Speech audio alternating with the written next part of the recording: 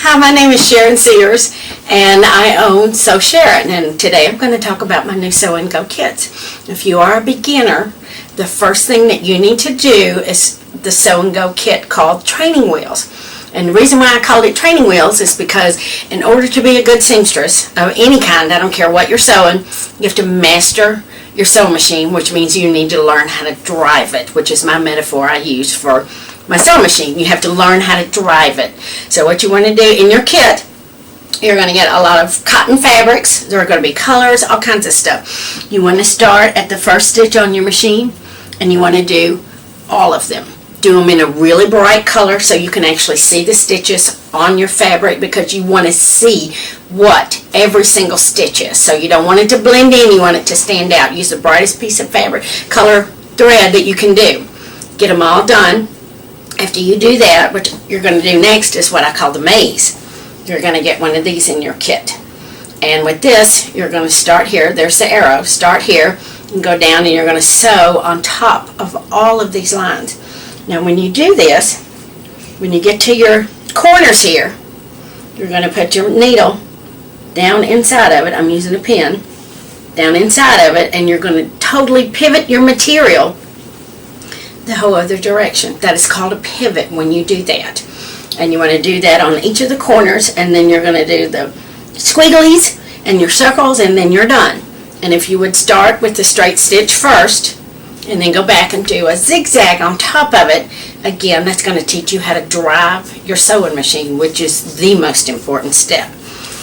You will not be able to pivot on your corners with your zigzag though, so just hit it as close as you can, and you would still turn your foot, your 45 degrees there.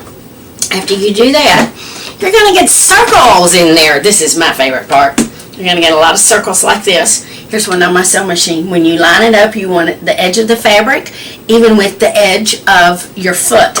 And you're going to start on the outside edge, and you're going to sew in a spiral like a tornado, and just keep going till you get in the middle. Now the closer you get to the middle, the harder it's going to be for you to drive this thing, just FYI. And if you want to start with a zigzag first, it'll make it a little bit easier for you to turn your corners, because your machine is going to travel slower with your zigzag as opposed to your straight stitch. You want to do that at least twice on each of your circles, and I will include several in there, because to me this is the hardest thing for beginners to master.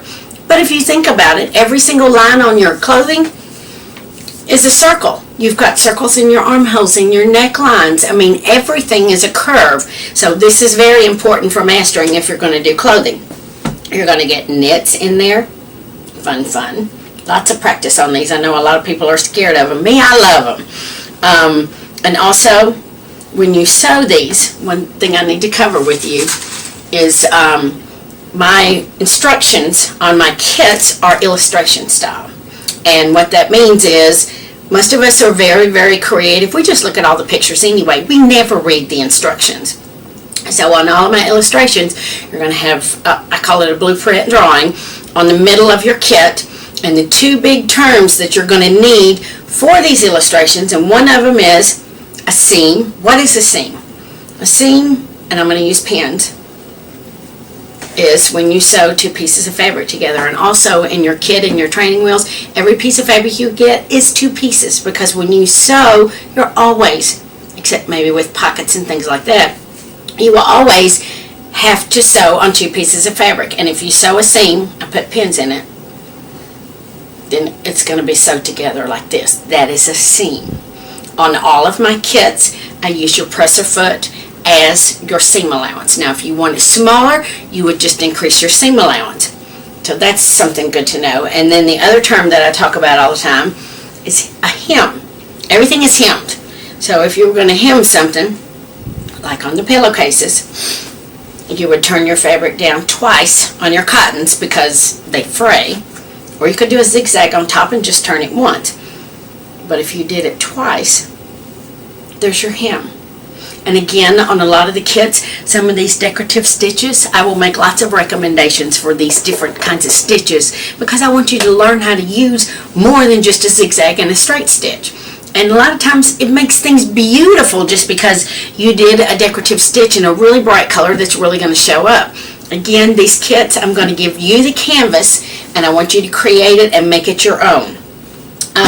Usually in your kit, you're going to get all the current fabric swatches for all the kits. You're going to get a cotton, you're going to get a knit, you might get a fleece.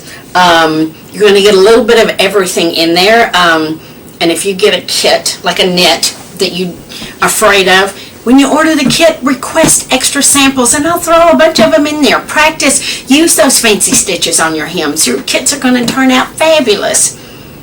Thank you, and have a great day.